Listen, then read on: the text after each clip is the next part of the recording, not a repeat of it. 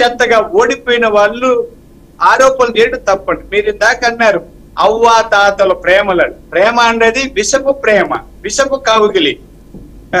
అతను ఎవరికి మొత్తం మోసం చేస్తూ అవ్వా తాతను ముద్దు పెడతావా?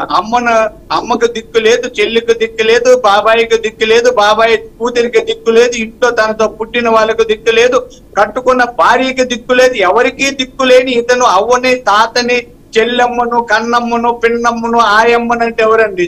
ఆయన చెప్తుంటారు మన రాజశేఖర రెడ్డి గారే, అమ్మకు అన్నం పెట్టలేని వాడు పెన్నమ్మకు వడ్డానం చేయించానంటాడు. అట్లాంటి వాళ్ళు అని చాలా మంది తిట్టాడు. అవన్నీ కూడా రాజశేఖర రెడ్డి గారు ఏం చెప్పారు అవన్నీ జగన్మోహన్ రెడ్డి గారు కొట్టిస్తారు.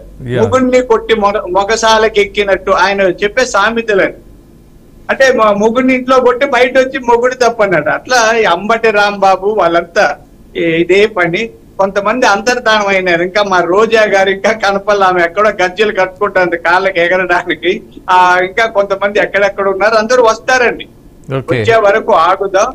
నిబద్ధతతో న్యాయంగా మాట్లాడడం నేర్చుకుంటే ప్రజల్లో వాళ్ళకి గౌరవం ఉంటుంది. 40% ఓట్లు వచ్చే కాదనో, 40% లాస్ట్ టైం చంద్రబాబు నాయుడు గారికి 40% వచ్చే మీరు గౌరవించారు. ఎన్ని తప్పుడు కేసులు, ఎన్ని హింసలు, ఎన్నండి చాలా చేశారు.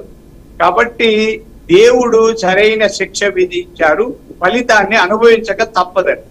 ఎస్ సుధాకర్ రెడ్డి గారు, ఫ్లోలో ఒక మాట మరి మీరు తెలుసన్నారో లేక పొరపాటునన్నారో నాకు అర్థం కాలేదు. భార్యకు కూడా దిక్కు లేదు